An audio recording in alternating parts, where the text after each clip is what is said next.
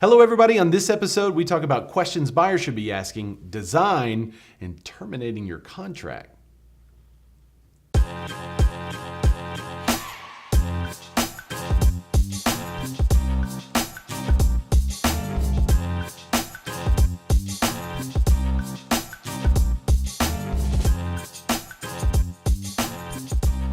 Hello everybody, this is Ray and this is the Real Q&A Show. Today I have another very special guest, RJ Martino from iProv.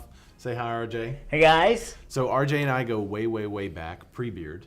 Right? No, I've known him since 6th grade. 6th grade, he came first day class and he had the thing. It's just always been here. No, we actually, we did. We grew up together in Bryant, Arkansas, graduated together. So it's good to have you on the show. Man, I'm excited. You know, I've been a big fan of yours, and it was just natural. I love real estate too, so I love getting to see you so often. And I feel honored you even thought of me. So yeah, thanks. Man, absolutely. All right, well, tell us a little bit about what you guys do. So I have a company called iProv, and we are the full-time IT or marketing department for our clients. So everything you'd expect your IT department to do or your marketing department to do, we do that for our clients. So it could be something like produce a show like this. It could be something as simple as that, or it could be as complex as, planning your next office in Northwest Arkansas. Cool. And doing the technology behind that. Very cool. I've been a real estate investor for over a decade now, and but that's secondary to what my primary job is. Very cool. All right. Well, let's get into the show. What's the first question? Let's go. At Sangobeats on Twitter asks, "What is good design? Perfectly executing a trend, or what?" Great question. What is good design?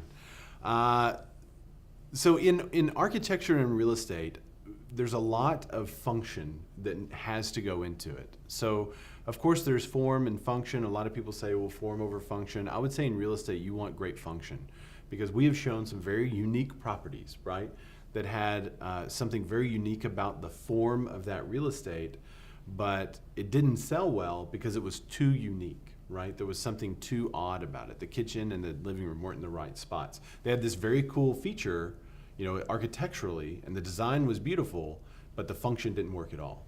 So the practicality in real estate, if it's a house for someone to live in, it needs to be highly functional, and then focus on the design. There are a lot of trends right now in the industry. The apron sinks, the gray is still around. I think maybe that's changing to, I think all white's coming back, all white kitchens, white countertops, white cabinets. I think some color and pops of color in rooms are coming back a little bit, but it's all like muted color. It's not the 80s yellow. It's like a muted blue or something like that. I think so. Design and trends are always changing, but architecture design, it's really important to get those things very functional. And so I would say great design mixes that function over form to where you have an incredible design, but it's highly functional for the family that's going to live in that house. Now, on the commercial design side, you can kind of go crazy there, right? You need to be functional as an office, but you can do some really cool things in the commercial because there's lots of commercial spaces or lots of places in a commercial building that are also never used. So you could do things on the outside of the building and punch things out and do really unique things in the commercial that I would say would not be possible with residential. Well, you could do it in residential, you would just have a hard time selling it. So I would say function and form over trend. Yeah, I always say, beauty is in the eye of the beholder. Yeah. So it really starts with what those buyers need out of a house, or from our perspective, we've got some really specific things that we want in our next office. Yeah. So I love the form over function over. Yeah, function and form working together, but I would say function comes first. Sure. Yeah. Cool. What's the next question? Anita23 asks on Reddit, "We were sent the form Termination of Contract by Mutual Agreement with release of earnest money. Is there a downside to signing this?" So I guess to the seller, they were sent by the buyer the termination of contract. The downside to signing a termination of contract is that the deal is done, right? So if you sign that, you're basically releasing them and holding them harmless for going under contract. In order to answer this fully, I do need to talk about earnest money. So a lot of people look at earnest money incorrectly. And I've heard a lot of agents say, earnest money is the promise that you're going to buy this house. That's not actually true. Earnest money limits the buyer's exposure to damages that the seller could come after them for, right? So I would ask the other agent, and I would have them make it very clear that if you're releasing the earnest money, I don't know what that agreement's like. It kind of depends on the state and everything, but you need to make sure that the buyer is aware that the release of earnest money could open themselves to litigation, and that's something to call an attorney about. Check with your attorney, check with your agents, and read the contract.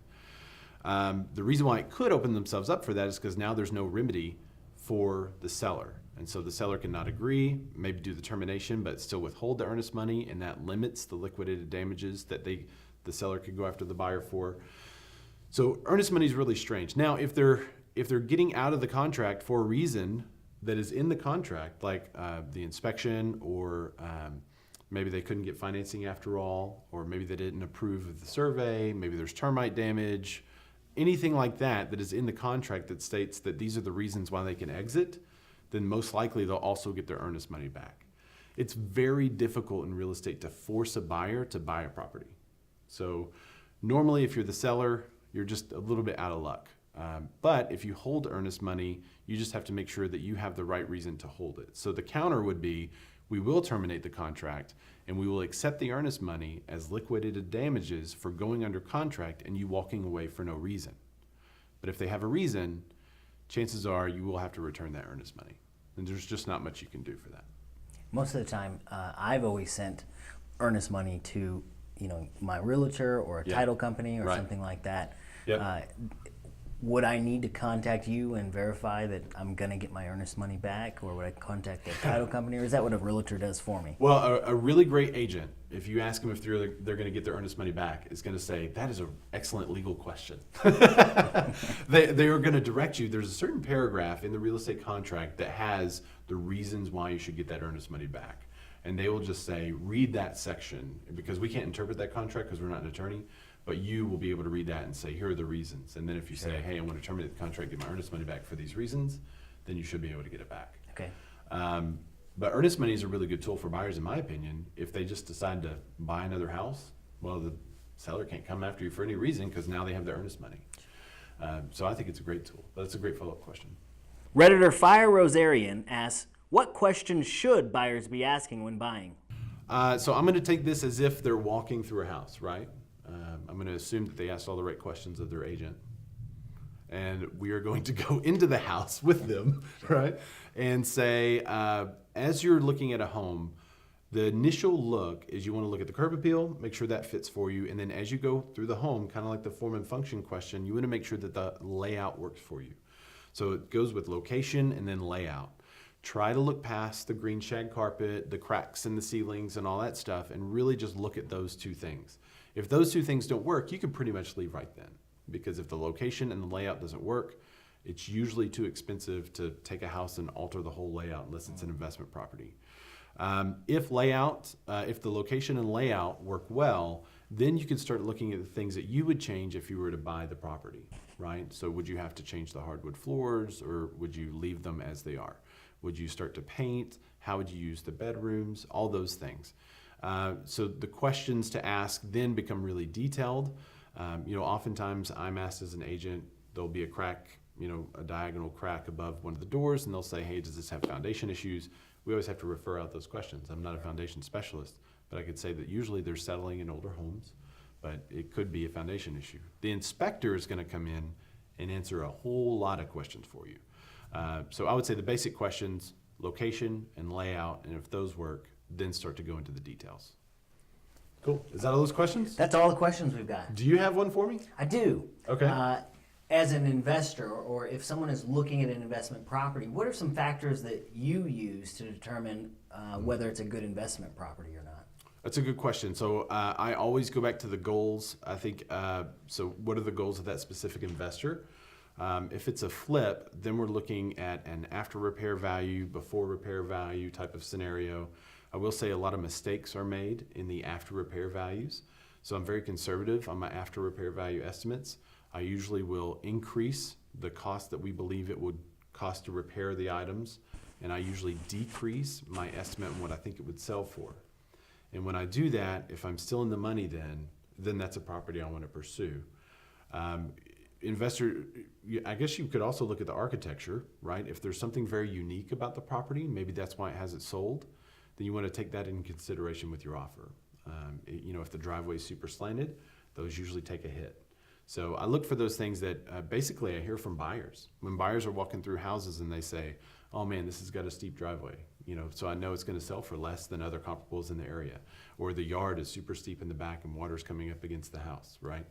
And I let my inspector look through the house, make sure everything's sound there, and kind of gives us a punch list of what we need to do to get the property ready as well. But if it's a flip, those are the things I look for. So thanks for the question. Do you have a question for the community? I do. Community question. As an investor, if you were to have an investment partner, tag them in the comments below and tell me the features or maybe one thing or one reason why you would use them as a partner. My head just went to someone famous like Chip and Joanna Gaines.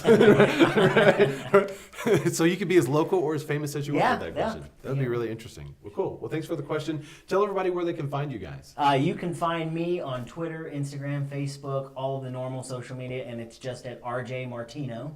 That's just RJ, Martino. You can find iProv on those same social media networks under iProv, or come to our website, iprovonline.com. Cool. Well, thanks again for joining us. If you guys have any questions at all, feel free to drop them in the comments. You can send me a message on Facebook. You can text me personally, however you want to get the comments to us.